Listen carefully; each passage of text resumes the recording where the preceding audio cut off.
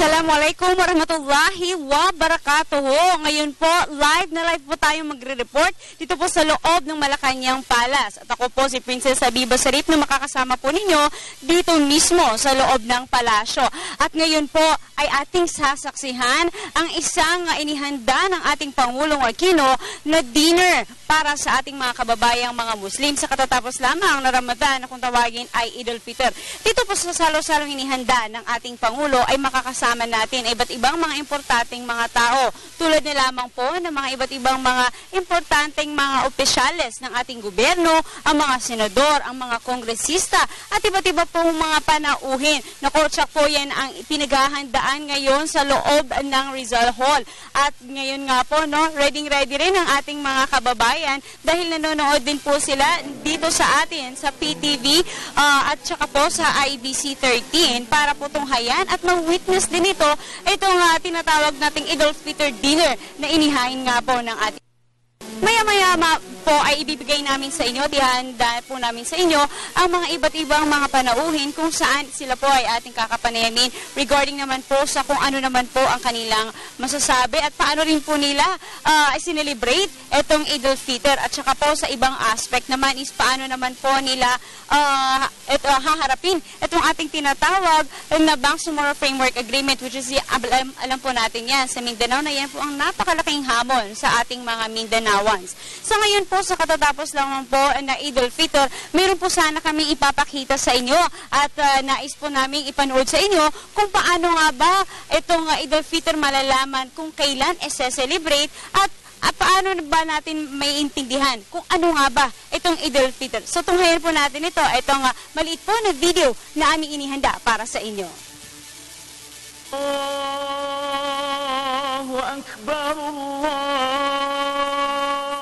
Eid al-Fitr, ang pistang ginugunita ng mga Muslim, taon-taon na siyang hudyat na tapos na ang buwan ng sakripisyo o mas kilala bilang Ramadan.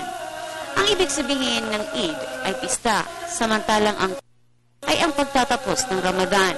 Ayon kay Alim Khalid Matlain ng Golden Mosque, dalawa ang ipinagdidiwang na mahalagang selebrasyon ng mga Muslim buong mundo.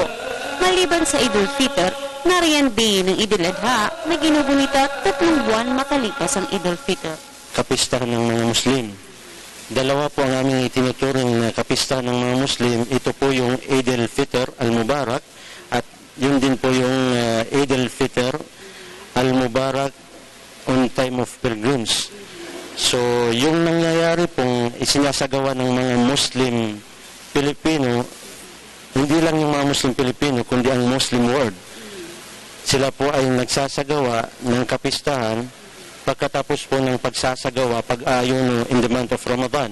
Yun po yung tinatawag na Eid al-Fitr al-Mubarak. Yun po ay ginagawa namin pagkatapos agad ng pag-fasting, pagsasagawa ng fasting sa month of the Ramadan.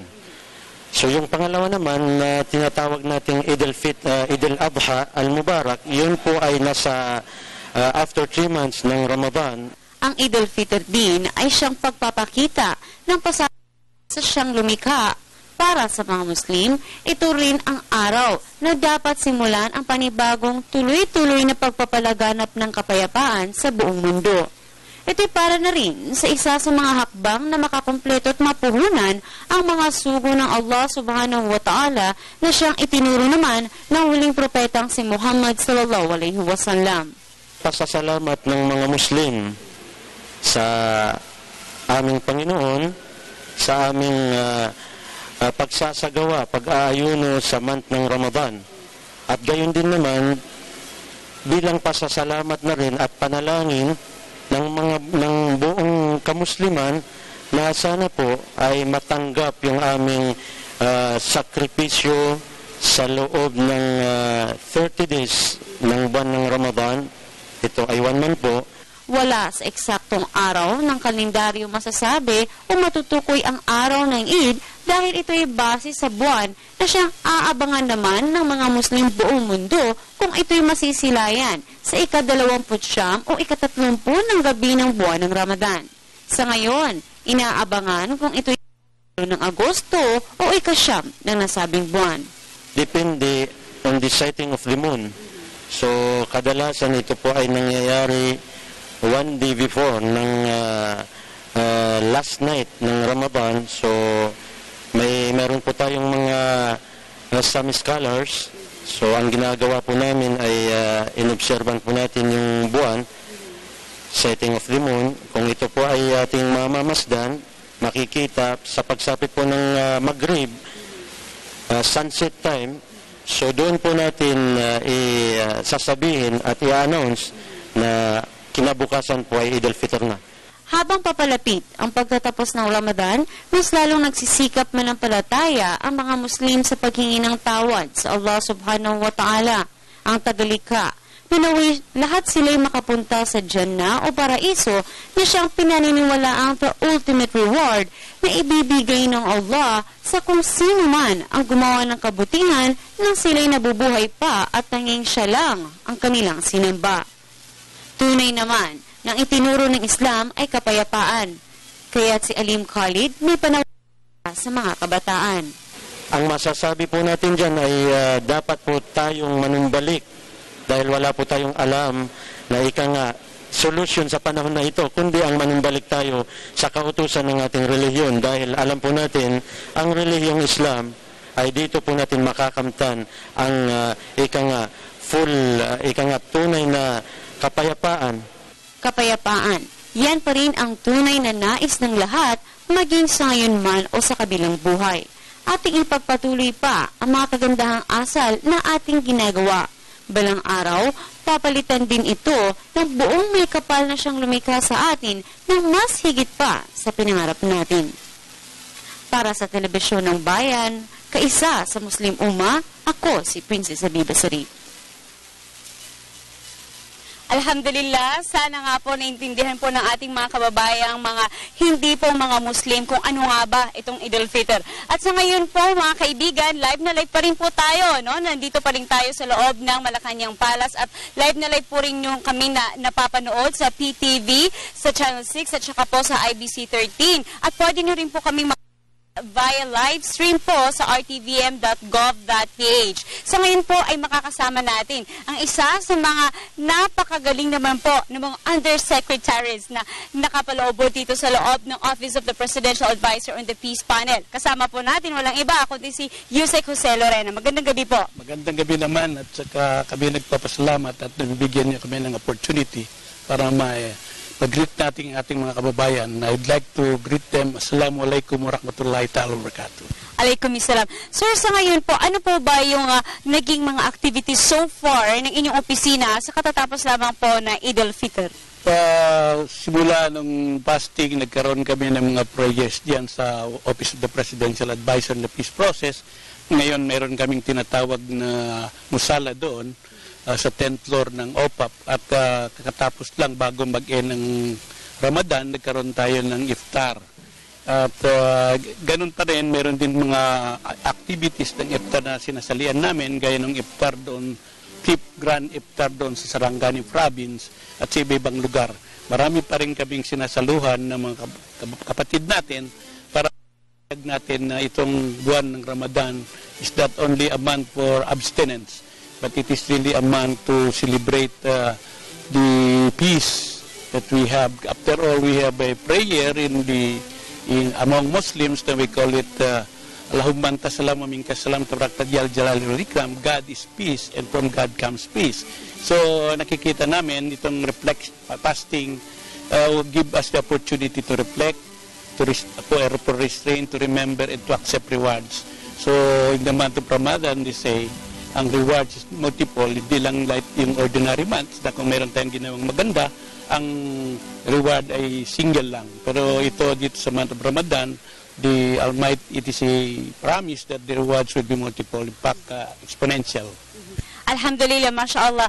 Sir, na-mention nyo na rin po, no, about doon nga po sa that Eid al-Fitr is actually to celebrate peace. Ngayon po, in connection naman po doon sa nagaganap po ngayon na Bangsamoro Framework Agreement, especially po, napirmahan na nga po itong wealth sharing. Ano naman po yung ginagawang hakbang po ng OPA po with the, especially, no, with the pakikipag-ugnayan po sa ating mga kababayan Mindanawans. Especially, alam po natin na hindi po lahat-lahat ay naiintindihan itong mensahe ng Bangsamoro Framework Agreement. Sa pangunguna ng ating GPH panel sa negotiations with the MILF at saka ng ating mga kapatid na MILF, marami tayong mga fora na ginagawa at pinapahayag yung kung ano talagang kabuuan ng itong framework agreement of the Bangsamoro. Makikita natin, pinapaalam natin sa ating mga kababayan, itong framework agreement is a comprehensive one. It is an all-inclusive framework. Ibig sabihin, hindi lang ito sa isang grupo, kundi sa lahat ng Bangsamoro. So, dapat tayo, dapat natin saniban ito at ating palakasin pa yung tinatawag nating consult sa ating mga kababayan para talagang maintindihan kung ano talaga ang nilalaman ng framework agreement. Alam naman natin na napirmahan na rin yung wealth sharing, itong isang malaking pinag-usap-usapan noon, pero ngayon natapos na natin at sa tulong ng ating mga secretaries at sa pabangunguna ng ating Pangulo na lagdaan din ng wealth sharing. At ito ay magpatuloy ng ating pamahalaan ay naghahanap ng tinatawag na comprehensive, just, and lasting solution to the problems of our people in the Bangsamoro area. Alright, so panghuli na lang po, no? Doon nga po sa, especially po, naganap na nga po bago-bago lang itong natapos na SONA ng ating Pangulo. Ano naman po yung naiisip ngayon ng inyong opisina? Well, especially naman po, doon pa rin po sa pagtaguyod ng kapayapaan, dahil alam po natin na dito sa Mindanao ay tinatawag nga, usually, itong Maguindanao as the hotbed. So ano naman po yung mga nakalatag po ng mga activities, na mga nais po mga proposals na gagawin natin para po, syempre, nais nating ma-push through ang kapayapaan, everlasting peace nga, yung ating sinasabi na kinakampaign natin. Ngayon, tayo ay nagko-coordinate sa lahat ng mga tao doon sa ating bayan, lalo-lalo yung mga multisectoral group, yung NGO, yung local government, at saka ang regional government sa pamumuno ng ating gobernador Taman, para mabuo yung lahat ng mga programa na dapat maibigay sa ating mga kababayan doon sa lugar natin, sa Bangsamoro areas. So ngayon, katapos lang namin ng mga impact ng mga project na binigay natin sa lahat ng mga komunidad, lalo-lalo na yung mga pamana projects natin doon. Nagbibigay tayo ng hindi lang ng shelter, kung hindi yung mga daan sa Lanao and Maguindanao, makikita natin ang dami-dami niyan. At pinapaliwanag din natin sa ating mga kabayan na itong panahon, tayo binibigyan ng pagkakataon sapagkat meron tayo Transition Commission na nagbubuo, nagbabalangkas ng tinatawag na basic law. At ang dapat natin malaman, binigyan tayo ng pagkakataon ngayon na magsisimula sa sulat ng basic law ay ating mga kapatid. Dahil itong tinatawag natin All Moro Transition Commission. At itong mga transitional commissioners, sila ay nanggagaling sa iba't ibang sulok ng ating bayan. At sila ay nagre-represent ng ating mga tao doon sa iba-ibang lalawigan sa Bangsamoro. At sila ay nagdadala at open sila sa consultation sa ating mga kababayan doon para naman babalangkas ang tunay na batas na angkop yung ina-articulate ng ating mga kababayan. Dahil kung anumang batas, dapat it will reflect the sentiments of our people para mayroon tayong tinatawag na ownership ng tinatawag na basic law. At sa sunod, alam naman natin, September is a month of peace. Marami tayong mga activities doon, hindi lang sa Mindanao, pati dito sa Luzon. Marami tayo para ipakita na lahat ng ating tao sa Bangsamoro ay kasali dito sa pagtinatawag na natin search for a lasting, just peace sa ating bayan. Alright, maraming salamat po, Yusek, sa inyong panahon. Ako, sana po, Noy, ang ating mensaheng kapayapaan ay hanggang sa muli ay talagang, sabi nga po ng ating ibang mga kababayang mga Mindanaoans na sana po hindi tayo mapagod na habulin itong kapayapaan dahil nakikita naman po natin kung gaano nga po kaseryoso at kasincere ang ating pamalahan. Maraming salamat po. Maraming salamat naman. Salamat. Alright, at sa ngayon po, makikita po natin sa ating mga telebisyon ang ating naging panayam naman sa ating secretary ng NCMF na walang iba kundi si Miho Sadain. Ating pong panoorin. Napakagandang development ito, gawa nung napirmahan ng isa sa pinakamahirap na annexes, yung wealth sharing na annex, parang nabunutan tayo ng tinik. No? Tsaka after this, dalawa iwan na annexes, yung power sharing tsaka yung normalization. So inshallah, by next week babalik kami sa Kuala Lumpur, baka medyo marami-rami na ang ma-accomplish, no, in terms of progressing beyond what has been discussed so far. Okay. Bilang nga po kayo po yung namumuno po dito sa NCMF, so far po, ano na po ba yung mga hakbang or mga any activities po ba na nais niyo pong gawin, nais niyo pong i-propose or nagawa na especially po sa economic aspect naman? Well, sa ngayon, nagko-concentrate kami dun sa halal, yung accreditation ng mga certifying bodies na halal. Ano? Ito ay isang function na nire-revisa namin sa ngayon dahil kung maalala ninyo, nagkaroon ng medyo suspension, no, na activities namin sa halal nung hindi kagad ma-aprobahan yung mga guidelines. No? Pero since okay na naman yung guidelines namin, full blast na kami, so we are now in the stage of accrediting at least 3 of the halal certifiers. Actually, sir, no, napakagandang usapin actually itong halal at saka marami po actually, especially ang ating mga Christians, yung nais din malaman itong halal. So far po, sino po ba or ano po ba yung mga agencies or mga companies, partners po ng NCMF? Well, sa pagtaguyod nga po nitong halal. Sa ngayon, ang NCMF kasi siya yung nag-accredit ng mga halal certifiers. Ano? Meron na mga previously accredited or recognized na halal certifiers, pero nire-revisa namin ulit yung accreditation nila. Ano? Accreditation nila. So, meron 3 ngayon, Mindanao Halal Board, no? Meron pa 2 na we're in the process of being accredited. No?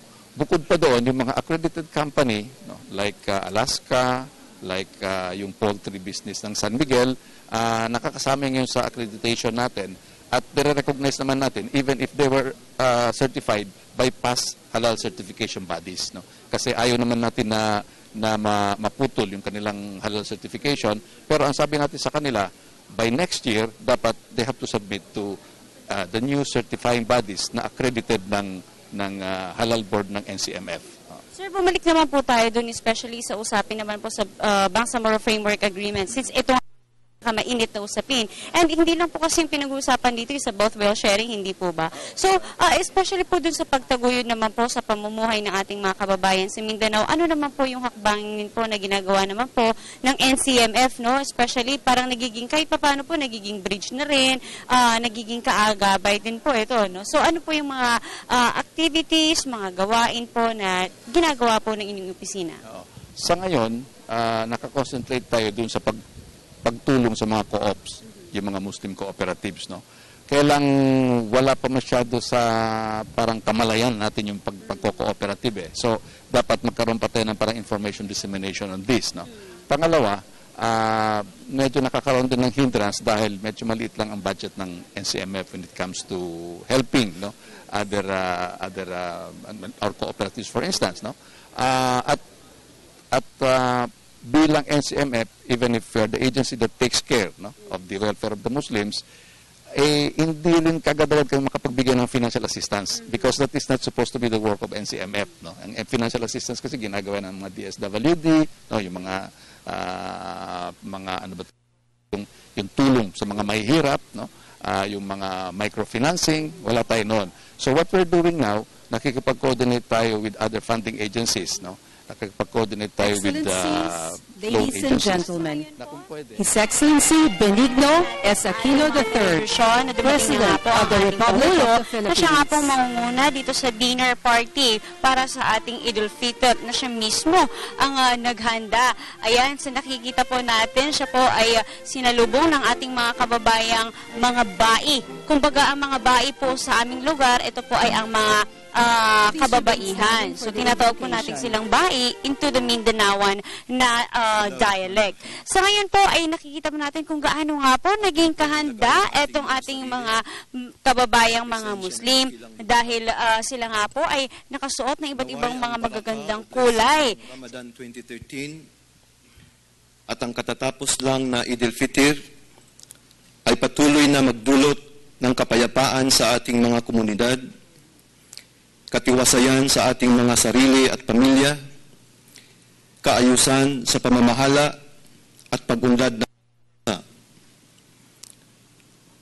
atin din pong pinapaalahanan ang ating mga sarili na ang pag-aayuno o fasting sa buwan ng Ramadan, kung saan ito ay ginawa ng ating mga kapatid na Muslim sa buong mundo, ay hindi lang tradisyon at turuan sa Islam. Ito ay isang matagal nang gawain ng mga naunang henerasyon at sibilisasyon.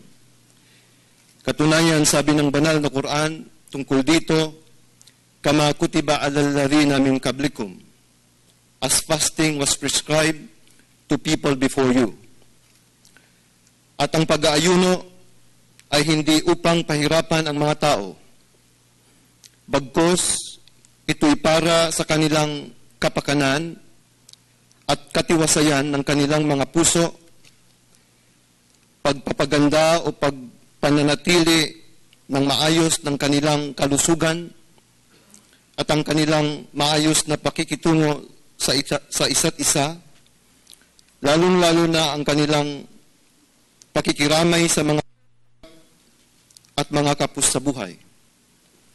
Ito ang dahilan kung bakit tinawag ang pagtatapos ng Ramadan na Eid al-Fitr o Day of Feast at ginawang obligasyon ang pagbigay ng fitra sa mga kapuspalad. Dahil dito, sabi ng Quran, yuridu Allahu bikumul yusra wala yuridu bikumul usur. Allah intends every facility for you. He does not want to put you to difficulties.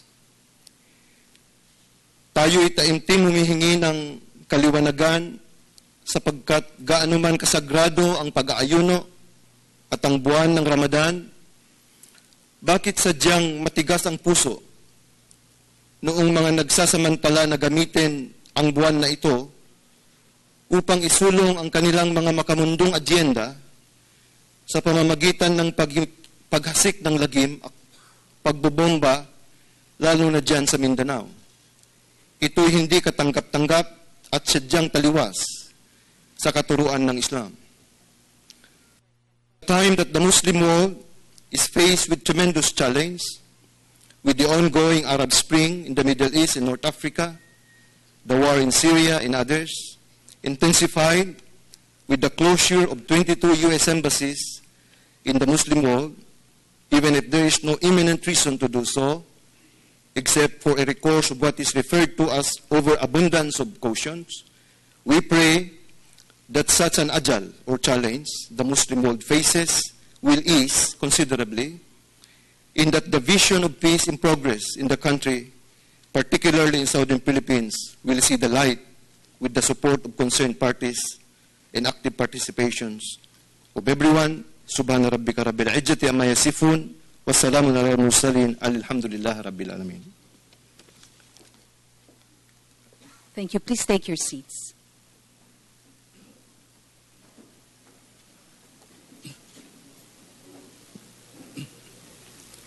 Your Excellency, President Benigno Simeon C. Aquino III, the Honorable Senate President Franklin Drilon, Honorable Chief Justice of the Supreme Court Maria Lourdes Sereno, Congressman Balindong, Congressman Bay Sandra Sema, Secretary Ging Deles, Presidential Advisor Bay Yasmin Busranlao, members of the Cabinet, dignitaries of the Diplomatic Corps, members of the Judiciary, my colleagues in government, brothers and sisters in the faith, distinguished guests, ladies and gentlemen, Assalamu alaikum wa rahmatullahi ta'ala wa barakatuh. In behalf of the National Commission of Muslim Filipinos, I greet all of you Eid al-Fitr al-Mubarak as we celebrate the end of the fasting month of Ramadan this year. The recently concluded fast of Ramadan is commanded in the Holy Quran when Allah subhanahu wa ta'ala says, and I quote, Bismillahirrahmanirrahim, Ya ayyuhallazina amanu kutiba syamu kama kutiba alal lazina min qablikum la'allakum tattaqun. In English, O you who believe, fasting is prescribed to you as it was prescribed to those before you, that you may learn self-restraint.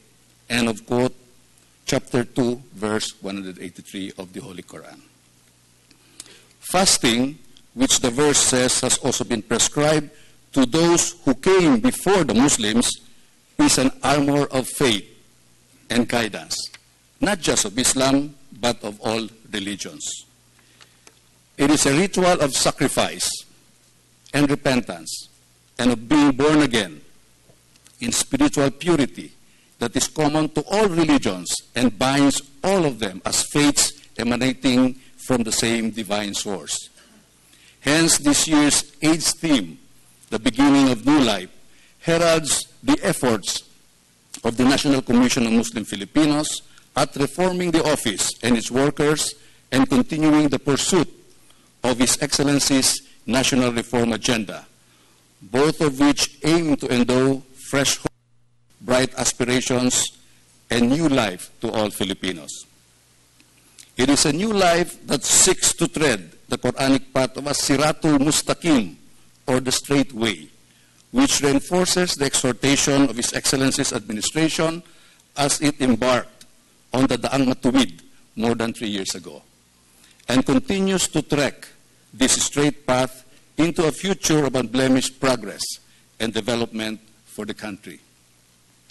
On the occasion of this Eid dinner celebration, we express our profound gratitude to His Excellency, President Benigno Simeon C. Aquino III, sir, for his unequivocal support to the Commission, the Filipino Muslims, and the ongoing GPH-MILF peace talks. We're also grateful to all our colleagues in government and our distinguished guests for the support and fraternal company this evening.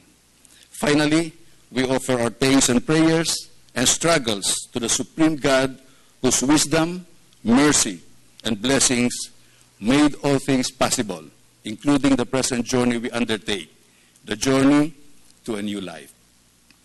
Maraming salamat po at naway pagpalain tayo ng puong may kapal. Ladies and gentlemen, please rise for His Excellency Benigno Simeon C. Aquino III, President of the Republic of the Philippines.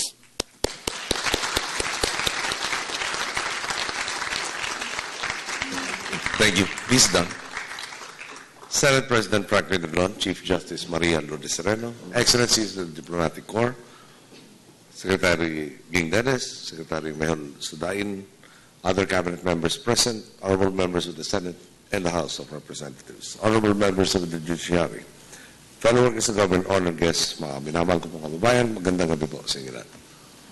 During the holy month of Ramadan, Muslims around the world fulfill one of the 5 pillars of Islam by fasting from dawn to sunset for 1 lunar month. My Muslim brothers and sisters, you do not simply observe a ritual of belief. You reaffirm the truths revealed through the Holy Quran.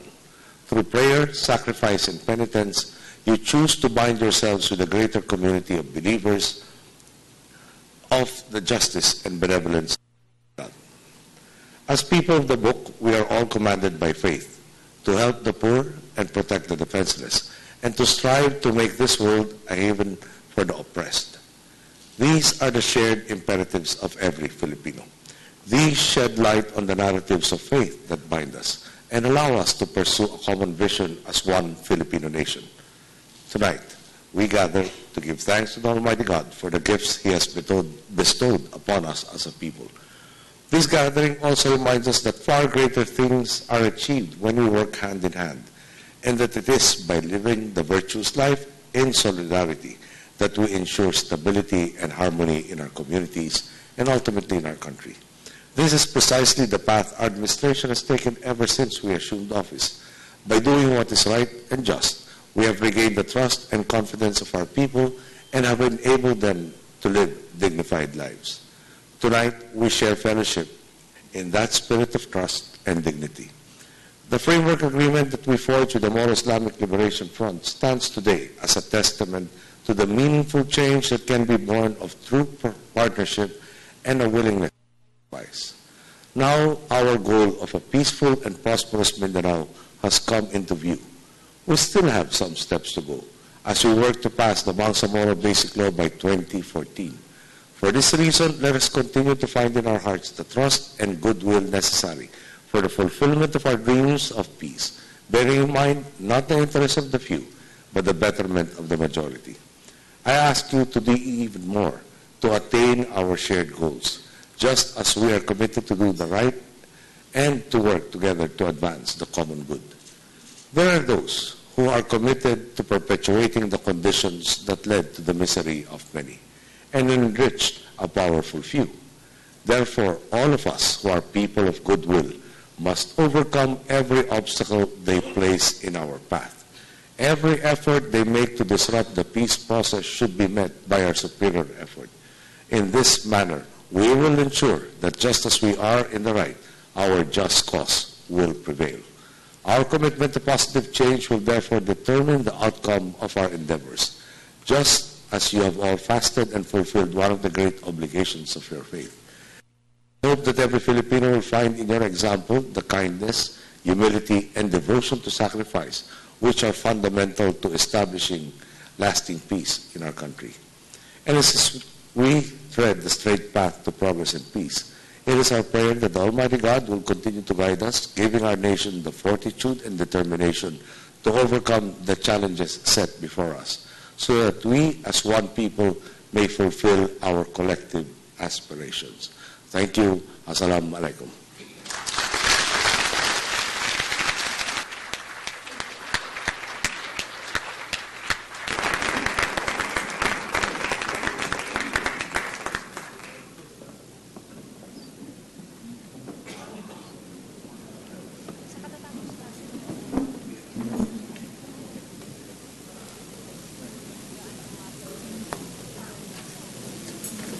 Especially po dito sa kapipirma nga lang po nitong wealth sharing ng Bangsamoro Framework Agreement. Sabi nga po dito ng ating Pangulo na ang fundamentals po ng lasting peace ay ang kindness, humility at ng devotion to sacrifice. Ayan po para po makamit natin ang lasting peace na yan.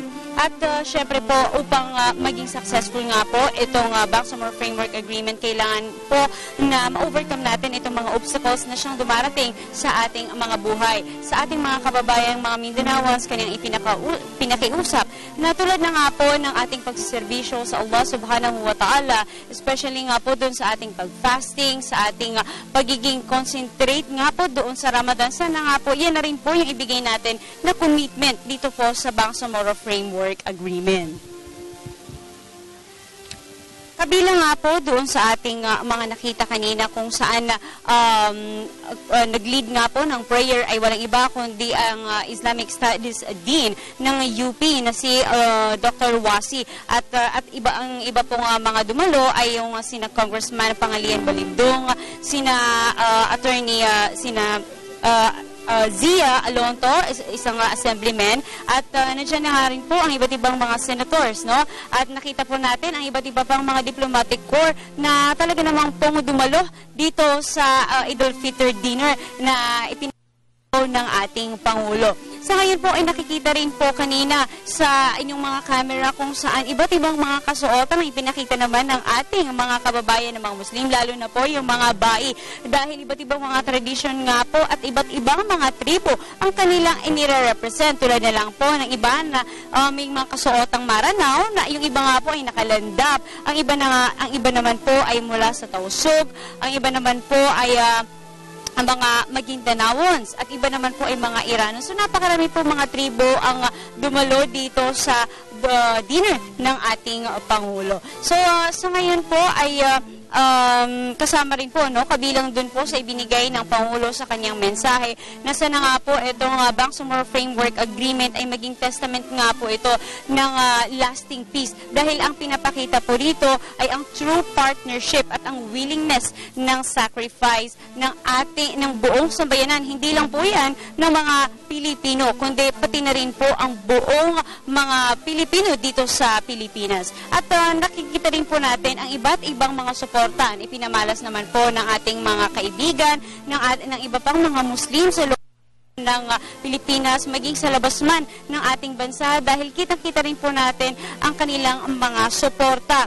At saka po, isa po sa mga nais din po ihatid sa atin ng Pangulo ay ang Bangsamoro Basic Law by 2013 na sana nga po ay may pasa ito at maging aprobado na ito ng ating mga kababayang mga Muslim. So, napakarami po ng mga ipinapakita po ng ating mga kababayang mga Muslim kung saan ang ating Pangulo ay talaga pong nais rin po niyang makamit itong lasting peace na kumbaga bilang isang Muslim po na taga Mindanao, hindi po araw-araw, hindi po taon-taon, meron po tayong Pangulo, meron po tayong leader na ang nais niya ay magkaroon ng everlasting peace ang Mindanao. Kaya po nakikisa rin po ako, nakikisa po ang buong sambayan ng mga Pilipino na sana nga po sa loob po ng Mindanao ay makamit na ang tinatawag nating kapayapaan. Muli po, ako po si Princess Habiba Sarip at nandito po tayo live na live sa loob ng Malacanang Palace. Magandang gabi po sa inyong lahat. Wa ilalika, syukran kathir,